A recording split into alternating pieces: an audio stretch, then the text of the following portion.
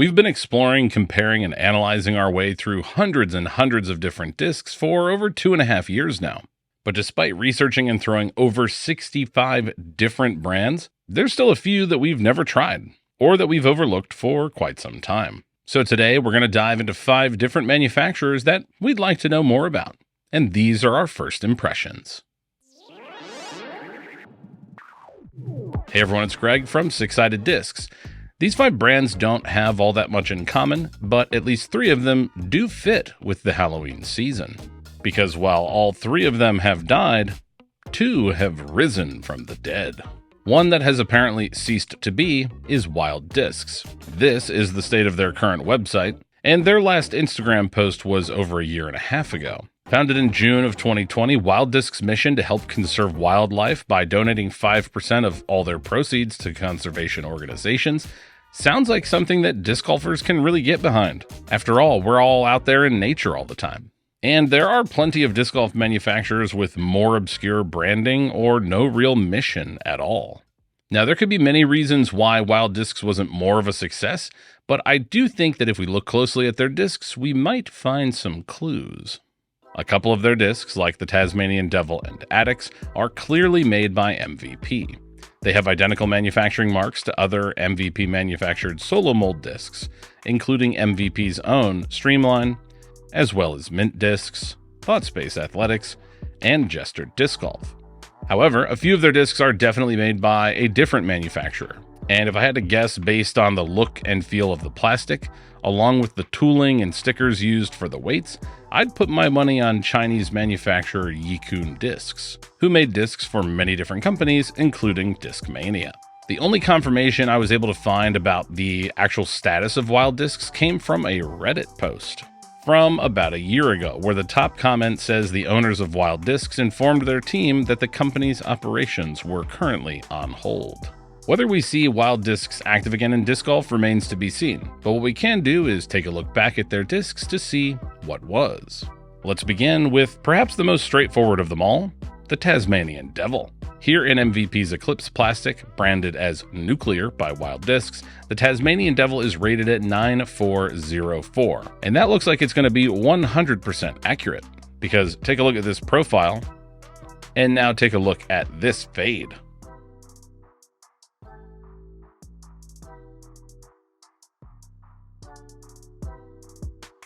Good grief, this thing is beefy. Wild Discs did make a couple other overstable discs, including their 13-speed distance driver, the Great White. Rated at 13.5-13, it feels huge, and in this translucent premium blend, it's also quite stiff. And even for Josh, who, as we know, can really crush a beefy disc, this thing had some serious stability. On a slide hyzer, it gets absolutely no turn at all. And on a bit of anhyzer, it takes little time to fight out. And there's more of the same with Wild Discs' approach disc, the Angler. Rated at 4303, it reminds me a lot of the Viking Discs Loki, and it feels great in the hand, forehand, or backhand. And just like the Tasmanian Devil and Great White before it, it is very consistently overstable. And at this point, you might be wondering if any of these discs aren't enormous beefcakes. Enter the Addicts. Rated at 5501, we have it in 2 plastics, Lava Flare and Ozone.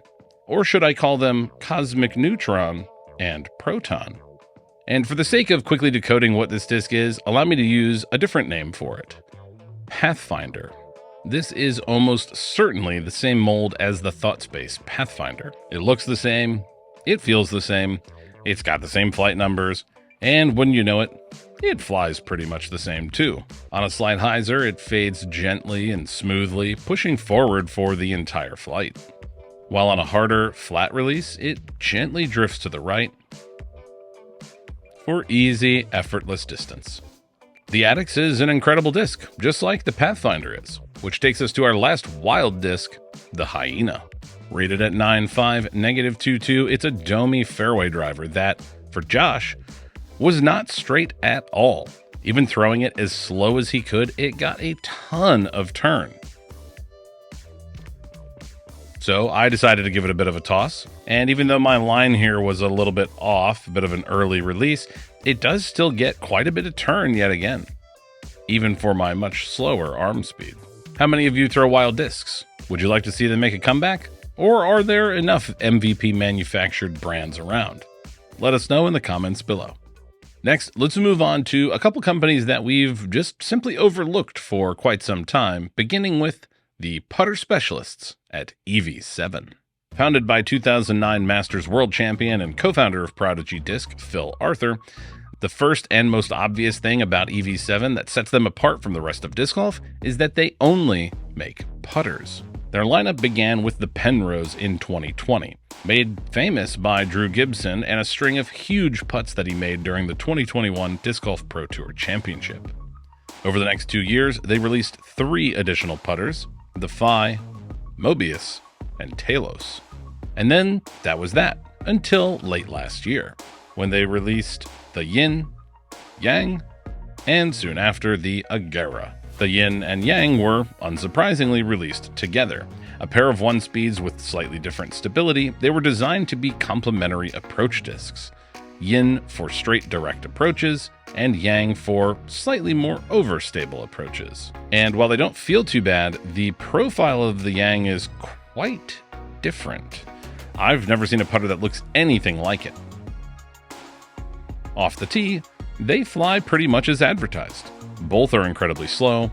The Yin flies straight with just a minimal finish, and the Yang has that extra fade to match its flight numbers. An interesting pair to be sure. But then we have this. This is the Agera, or Agera. I'll be honest, I did not research the pronunciation. Rated at 2.5, -2.1, the Agera is a floaty, understable putter.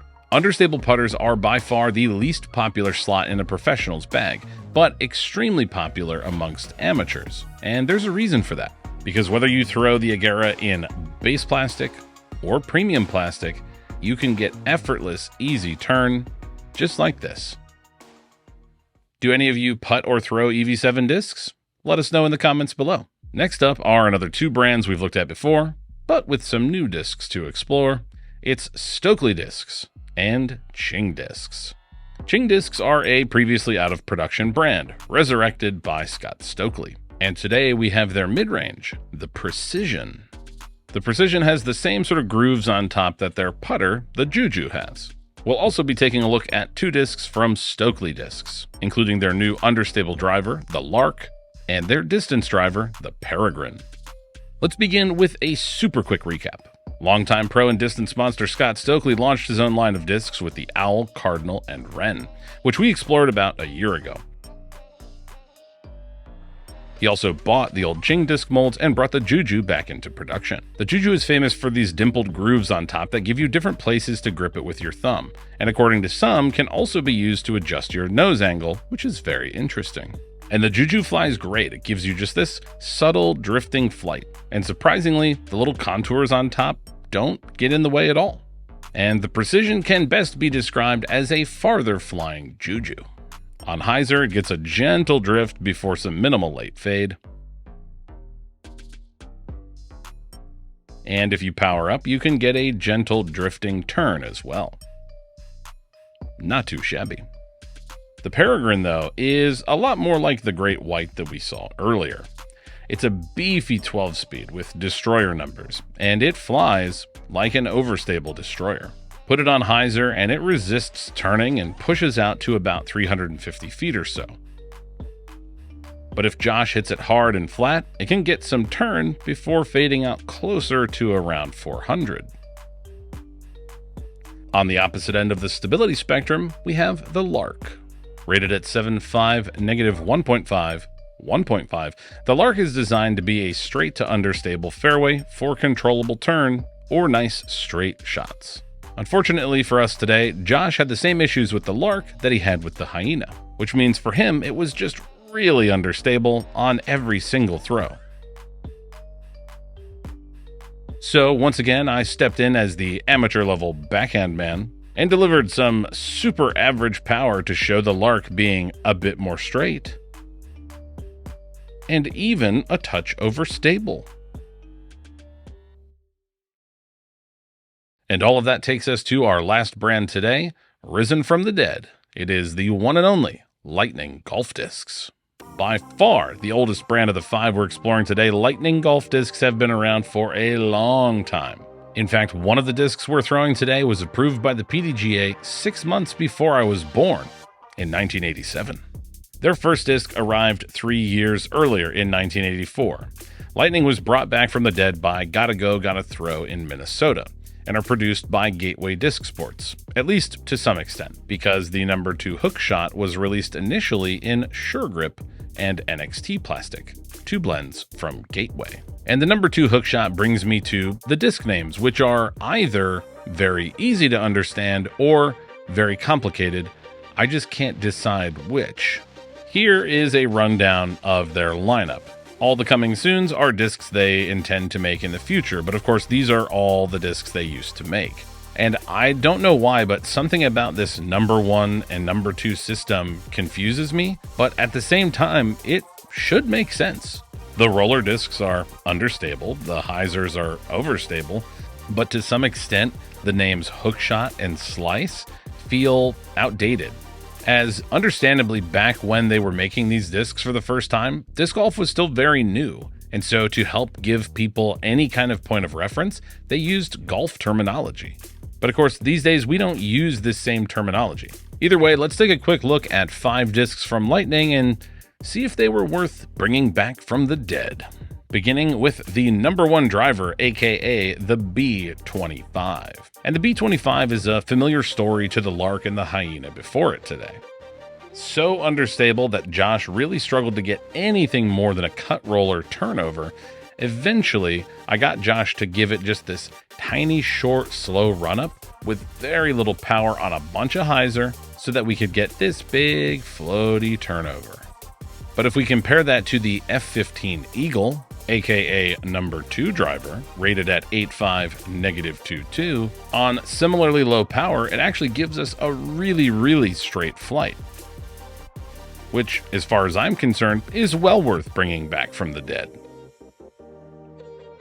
Next up, we have the aforementioned number 2 hookshot. With enough turn to get decent distance, it has a really nice, aggressive, low-speed fade, which reminds me a lot of what most players would like from something like a T-Bird. And finally, we have their 2 putters, the number 2 upshot and the rubber putter. The number 2 upshot doesn't feel that different to many modern putters. It's got a nice profile, medium depth, it feels great. But the rubber putter is very different. It feels huge. And in this blend, it's extra tacky and rubbery, which I guess makes sense. But despite their quite different designs, they fly somewhat similarly. The upshot gets a gentle drifting turn. Even if you power up on it, it doesn't want to fully turn over. But what you can't see on this shot is that it's on a hyzer angle for the last third of the flight, still drifting and trying to push forward, while the rubber putter does basically the same shot shape, but just with much less distance.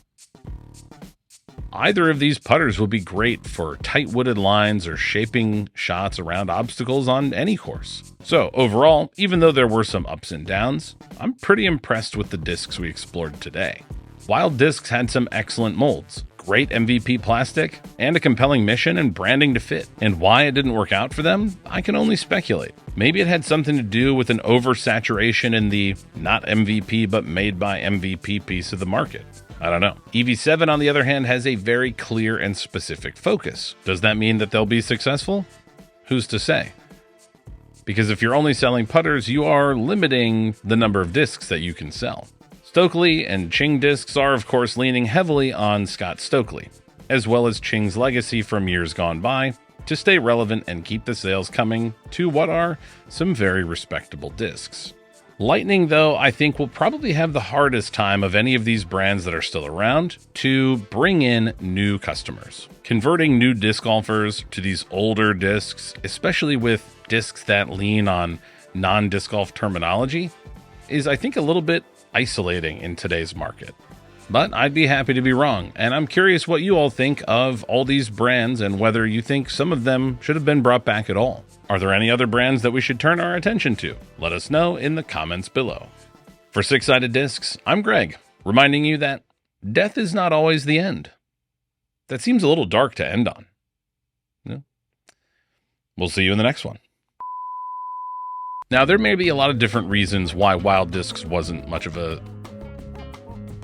The first and most obvious thing about EV7, nope. Next up, though, let's take a look at two brands we've explored before, and with some new discs. Nope, okay. Next up, let's take a look. Wow, read the script. Just read it. I wrote the words already. Okay, Greg, okay. By far the oldest brand of... But these days, no one uses this old Hello? Can you call Junior up? I'm mid-recording. Junior! Go! Go! He thinks he hears something. Go! Whistle or something. Go, Junior, go! Go, Junior, go! Mom, go get her! Go get her! Oh, here he comes. If you like this content and want to see more, please consider liking the video, subscribing to our channel, or becoming a member. Your support makes this content possible.